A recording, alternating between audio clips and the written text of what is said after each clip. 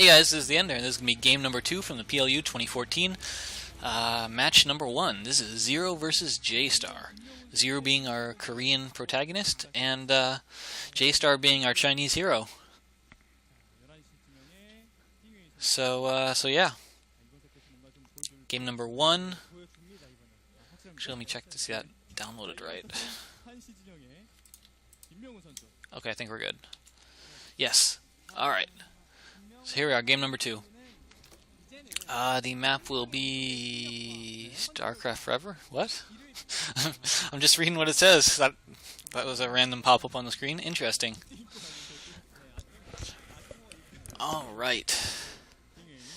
Oh, I should know this. This is, not... Give me a second, I'll think of it. Alright.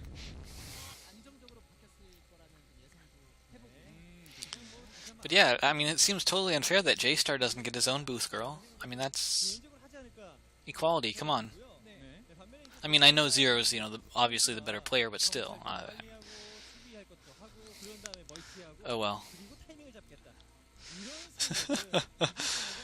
Zero's so good he's playing blindfolded, his eyes closed. And no, that was not an Asian joke. But alright, so Jaystar is going to scout Zero first, so that is slightly good. Better than his prior scouting him to the third position. Uh-oh, need to take that probe home. It's very low on HP. It could go down. It could go down. Oh! Drone gets the kill.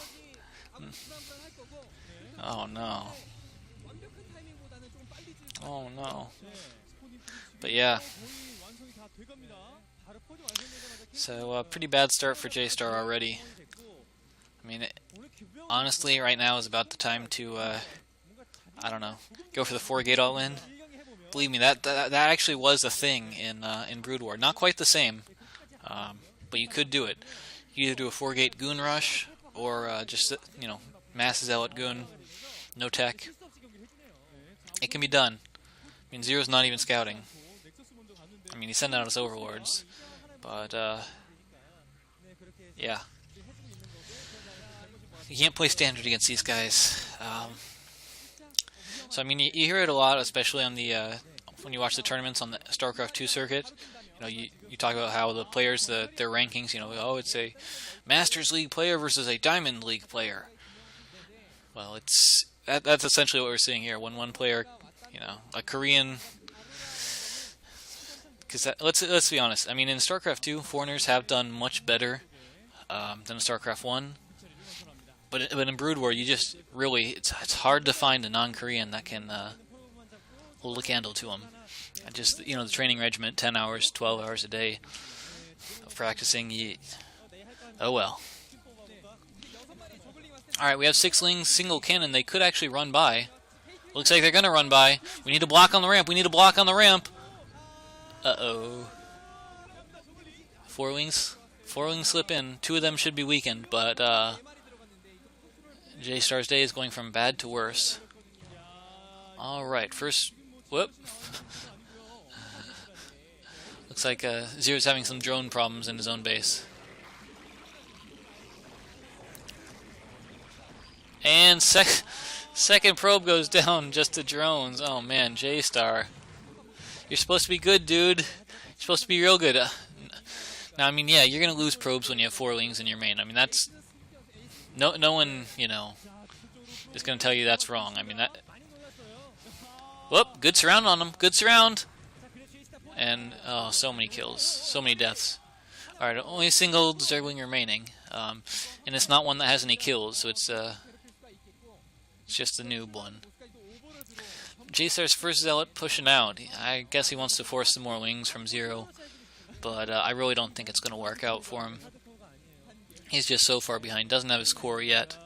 I mean, he lost so many probes to just 6-lings. Alright, there's the core. Come on, man. Just go for the crazy, You got to do something. It's too late to cannon rush. And, air won't work, but... Oh, that Zergling got a kill. Remember how I said before he didn't have a kill? Well, now he does. And it looks like that zealot that came across the map, he is going to die without getting any kills. He's going for the drones. Drone gets pulled at the perfect time by Zero. Oh, and the Zealot gets a kill.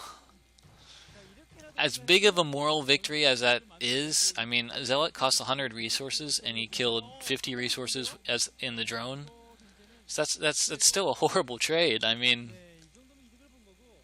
yes, he forced some lings, and that's better, but still, you know, second Zealot here. You know, he didn't get a single kill yet, and he's going to go down really easily. Oh well. So that reminds me of a few years ago watching the. Oh, this Zealot got 2 kills, so he almost paid for himself. Well, I guess you could say he equaled his pay for himself. But yeah, so I was watching the back when the World Cyber Games existed, and that came before WCS. There was WCG. It was, you know, World Cyber Games, and so that was always awesome because Brood War was one of the major games in it. And so it reminds me of this one game I saw between Jaydong and some other, I believe it was a North American player, and it was literally in, like, I don't want to say it was the quarterfinals or the semifinals, but it was still like this was not like, you know, the qualifiers. This was, you know, pretty far into the tournament, and it was literally Jaydong going for something like a, what was it, a 9 pool or over pool versus a 2 gate from a Protoss, and so here we are, 2 gate Zealot versus a 9 pool. And Jaydong won without losing a single Zergling. And it's like, wait a minute, he killed 4 Zealots without losing a single Zergling? How is that even possible? But, what can I say? Some of these guys are just on a completely different level. Forget the whole A move to victory. It's more of a, you know, micro-individual units. My drones kill your probes. Alright, so we have Hydras at the natural. But we saw the layer and the spire, so... Oh, that's a weird positioning. Oh, no, that's not. That's completely normal. That's my bad. But, yeah, since Zero was already pretty far ahead, he knew his army was going to be much faster than Jaystar, so he's skipping the Sunkens, going straight for the Hydras. Jaystar playing really, really tech-heavy. That might be why he was having so much trouble last game. We saw Templar Archives and Robo already. And he's got virtually no army and 4 cannons. Overlord speed for 0.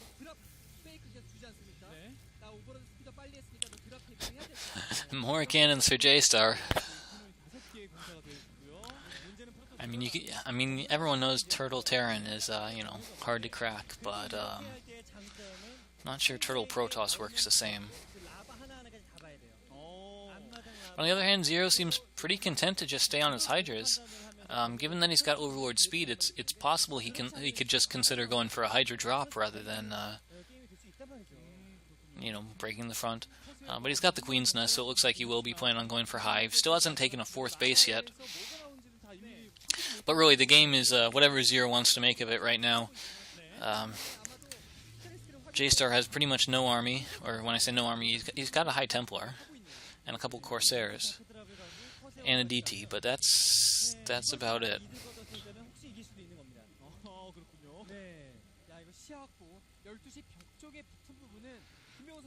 I would like to see a Hydra drop this game. I have to admit, you know, learning... Oh, nice. Zerglings are in a ring around Jaystar's base, so that anything that goes out, you know, will be spotted. Ah, it's a DT drop. That's why we saw the DTs in the Robo. I don't think it's going to work. But it's an interesting try. Only 2 Corsairs are out, so they're really going to have trouble pushing the Overlords back. And with these Zerglings in a nice ring, it's going to be hard for this to get by without being scouted. Wow, no! That might not... Yeah, that's impressive. He saw where the Zerglings are. He determined that there was a thin sliver on... As you look at the map, you see that thin, dark sliver? He went through that little sliver just so that he wouldn't be scouted. That was actually really good play by Jaystar. That's cool stuff. Oh, we got the Queens! We got Queens from Zero. Of course, Zero is the Prince Zerg. He loves playing with his Queens. Oh, and the DT drop does no damage because there's already a control group of Hydras in the main, or half a control group at least. So, a single DT may survive. Nope. It dies in the shuttle. But we got queens. So yeah, in this matchup, usually you don't use queens for ensnare. Usually the idea is to broodling the High Templar. Because of course Hydras will just, in large enough numbers, they'll just completely obliterate the Dragoons and Zealots. The only real thing you gotta watch out for is the Psystorms, but if you fly in with the Queens, even if the Queens all die, as long as they each get a single broodling off to take out the High Templars, it's game over. You don't see it very often because, once again, the Queens are just completely useless until they have broodling, and broodling is 150 energy. Really nice split from Zero there. Takes no losses to the first Psystorm, only a single, maybe double Hydra loss to the second and third storms. I mean, as you can see, Zero is still doing pretty good. Able to soften up a whole lot of the Zealots, bait out all the storms, and pretty much get no kills for the Templar. And at any time you can push in with those queens, start broodlinging. Which, like I said, I mean, most Korean Protosses are so aggressive in their pushes. The Zergs really don't have time to get out queens. And to save up the energy for the broodling, so usually you don't see it. Alright, there we go.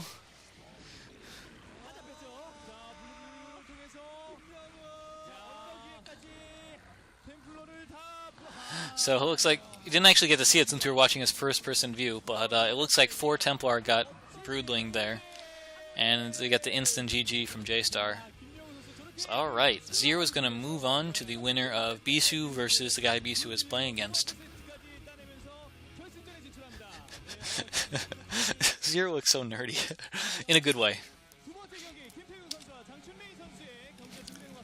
Hey guys, this is TheEnder, and this is going to be game set match. This is going to be match 2, so it's going to be Bisu versus Fengzi. And once again, this is from the PLU 2014 contest. China versus Korea. Alright. So, spawning in the upper left position, our red Zerg player is going to be Fengzi.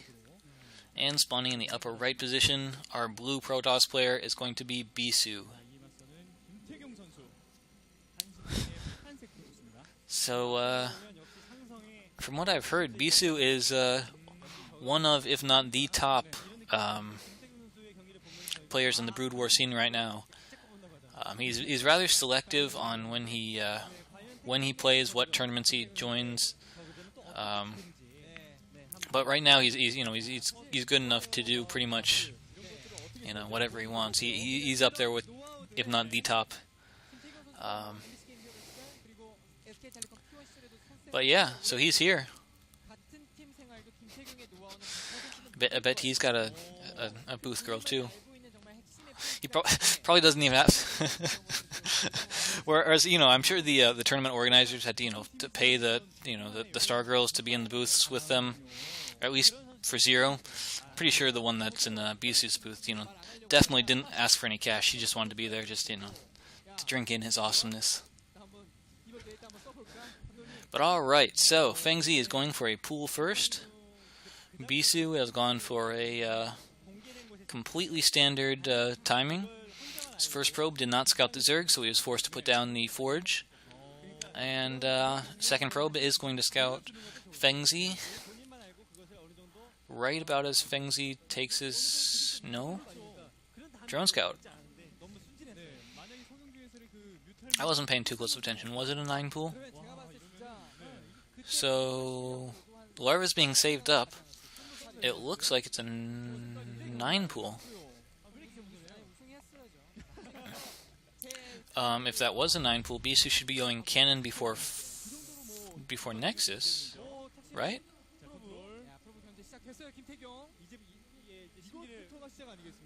Huh. Of course, Bisu's probes are, immortal. That one scouting Fengzi's base literally will not die. Assuming he's still as good as he used to be, he'll keep that probe in Fengzi's base alive until his first Corsair gets there. He's pretty crazy like that. But alright. So it turns out it wasn't a 9 pool. There weren't that crazy number of lings. Bisu had the scout, so he didn't worry too much about it. Didn't worry about getting that cannon down super fast. Oh, Fengzi has a girl of his own. Very nice. Whoop, pause please. Our observer is not very quick on the the pausing. Not sure what Fengzi's problem is. He doesn't look very Chinese. Oh well. Perhaps he's seeing too much of the reflection of his box buddy.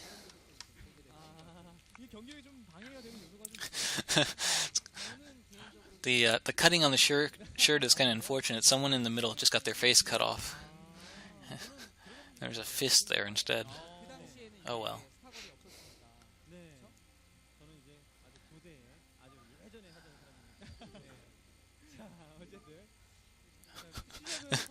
Alright, we have resumed. So, third base is going down for Fengzi. It is in the standard position, expanding away from the Protoss. As a Zerg, you always want to expand away from your non-Zerg opponent. But alright. Transfer of probes to the natural is done for Bisu. Fengzi is getting his lair. Pretty standard game.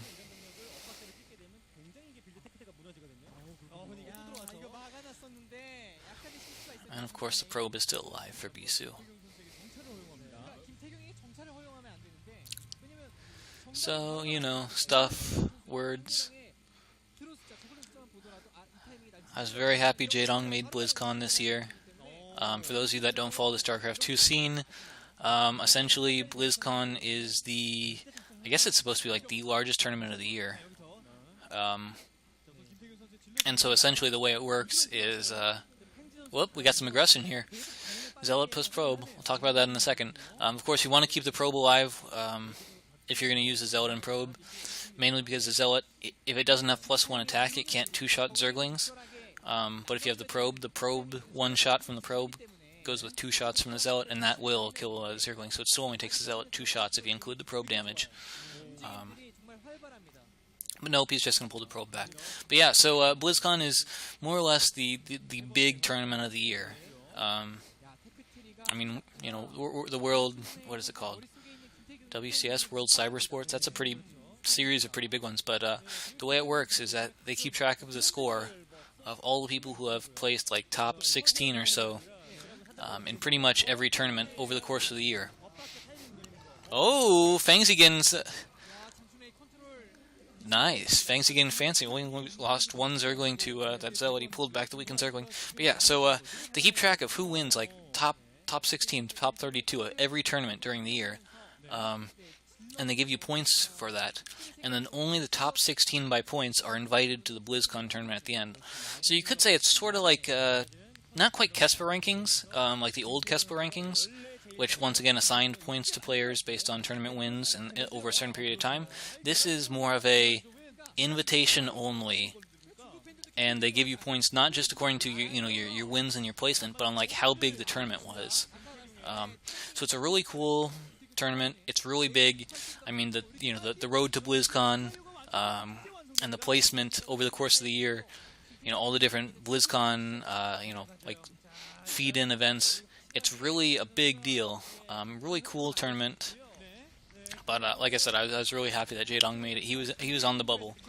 Got to the final tournament that was included for the road to BlizzCon, and it came down to something like there's 8 people left in the tournament between the different regions, and if any of 3 of them won the tournament, Jaydong would be knocked out. But it didn't happen, so he's going.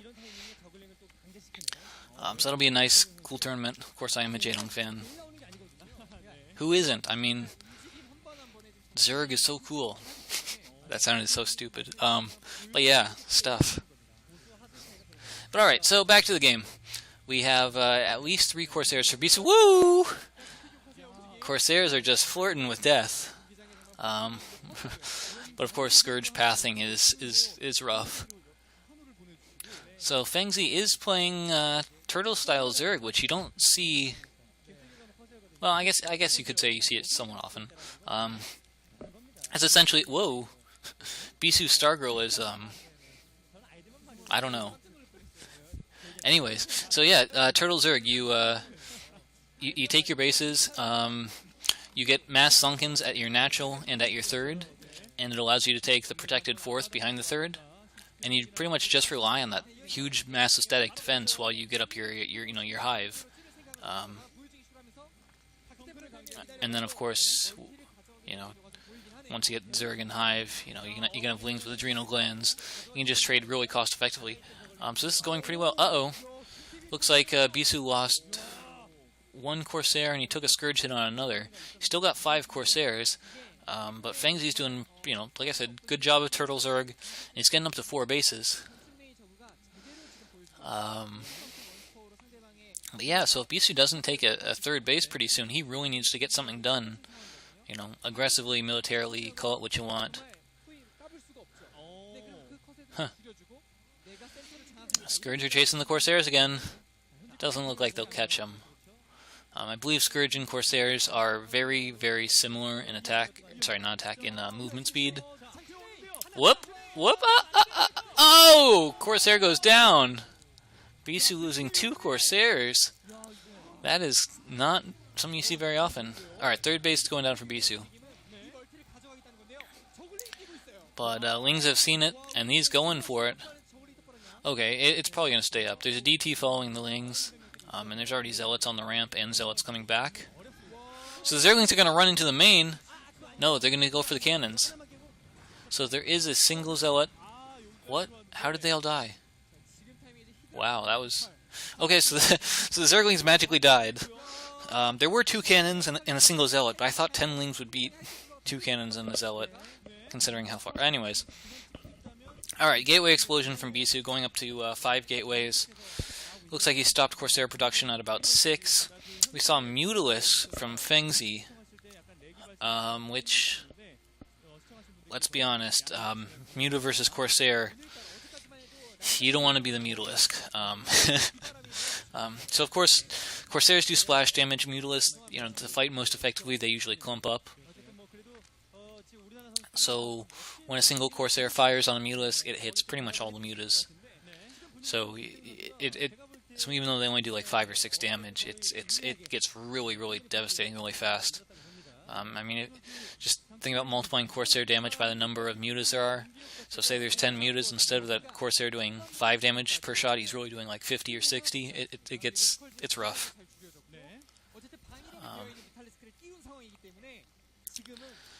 Alright, so Bisu is going for a pretty interesting army composition. I guess he is still making Corsairs. He's got about like 8 of them now. He's also got a control group of Zealots. Whoop! Nope. Fengzi almost got a cool engagement, attacking with mutas from one direction and Scourge from the other. But Bisu did manage to pull away at the proper time, and he took out all the Scourge with very few losses. Alright, 2 Corsairs go down, but that was at the cost of about 8 or so Scourge. Don't think that was worth it. Mutalists find the Zealots, but there's a single Archon, and he's going to push them away. A counterattack of a couple of Lings... Whoa! Bisu! You're silly. You're not supposed to take the middle base. I don't know if it's considered to be BM to take the middle base, but you're not supposed to. Alright, so we got Lurkers out from Fengzi. And they're going to siege down the middle base. Looks like Bisu may be forced to cancel it. Well, hey, if the Lurkers are there, the Zealots are just going to go ham on the third. Looks like the Corsairs find the Mutalisks. Alright, so yeah, the middle base does get cancelled. Maybe Bisu was just showboating, but you just don't want to take that base as a Protoss. I mean, it's just so wide open. There's such a huge wide open space on both the top and bottom. I mean, if you're a Zerg, you can get an easy surround on that. I just can't see that working out. Alright, so Bisu takes his fourth at the other natural, the untaken natural. Unfortunately, those mutas have gotten absolutely nothing done for Fengzi. Oh, more mutas. Is that a bad rally point, or was it the same mutas? Unfortunately, those Corsairs are starting to get unmanageable.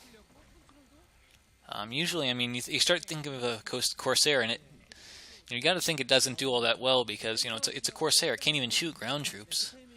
But there's just so many of them for Bisu.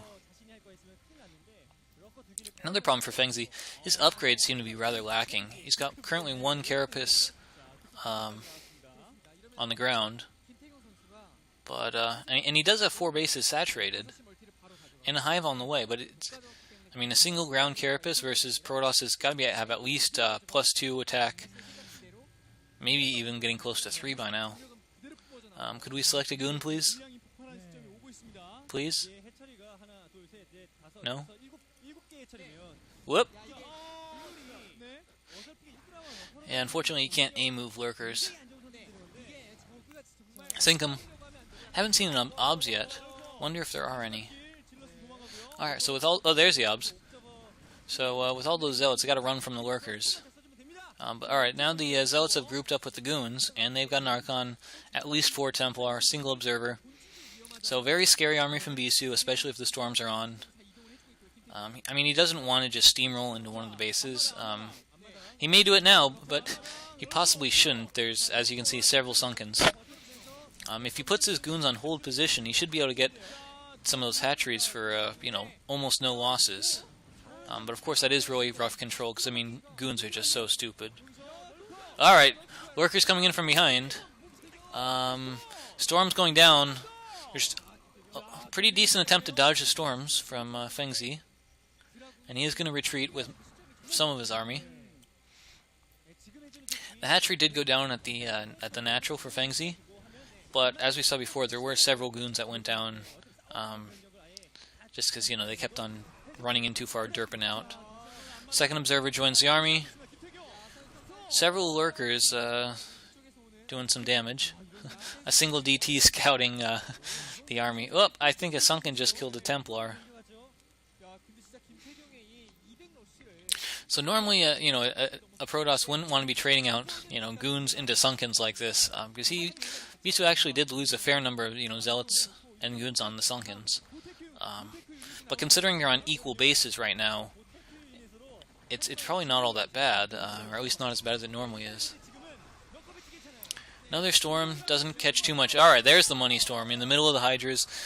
Got zealots coming from multiple directions. Wow, that's a huge Protoss army. Huge Protoss army, plus all the storms. Fengzi just gets completely obliterated there. All the goons are alive. They've got +2 attack. Zerg still only has 1 armor. And I'm not sure if that's like move commanding or A-moving. But yeah, Bisu is just cleaning up with this army. It's got to be a bad rally point or something.